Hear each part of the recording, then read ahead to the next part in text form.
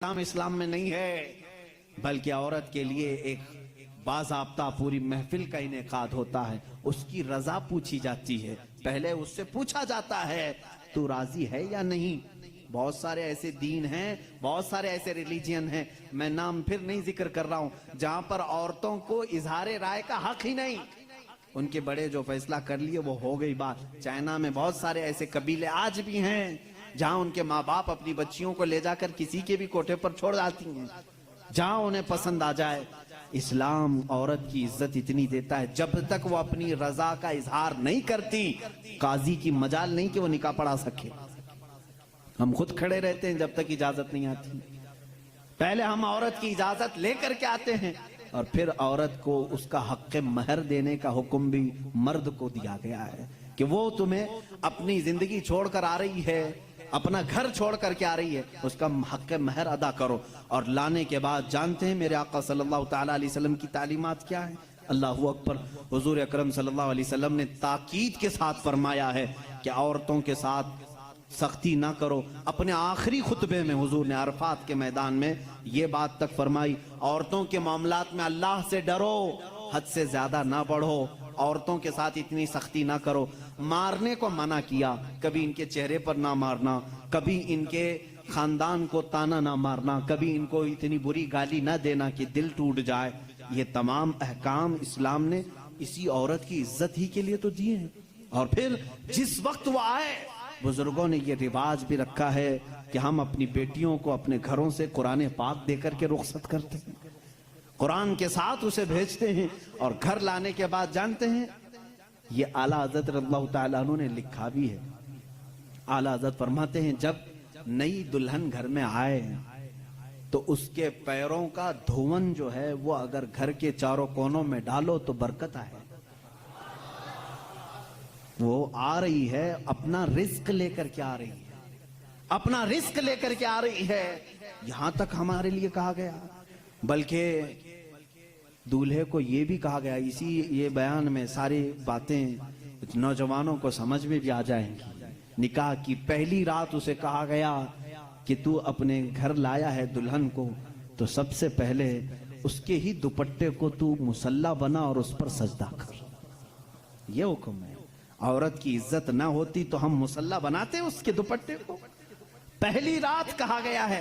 یہ اور بات ہے کہ معلومات نہیں ہے نوجوانوں کو کہ شادی کے بعد پہلی رات، یہ بھی سیکھنے کی ضرورت ہے، علماء سے تمام چیزیں پوچھ لینا چاہیے جس کی شادی ہو رہی ہے۔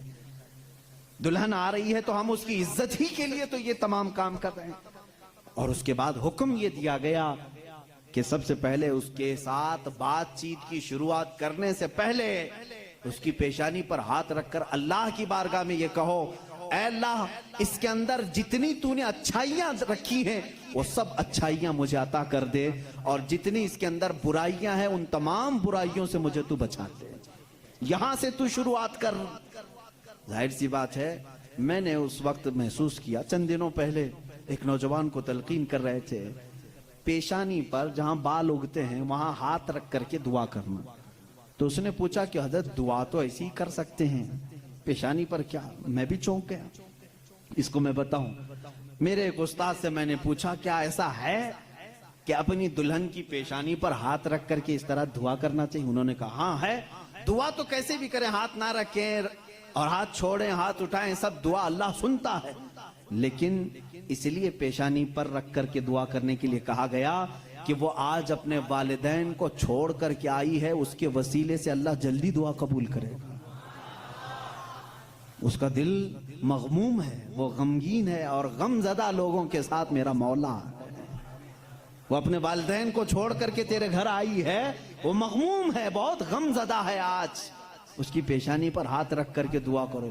میرا اسی دن یہ ذہن سمجھ گیا کہ اسلام نے عورت کو وہ مقام دیا ہے، وہ عزت دی ہے۔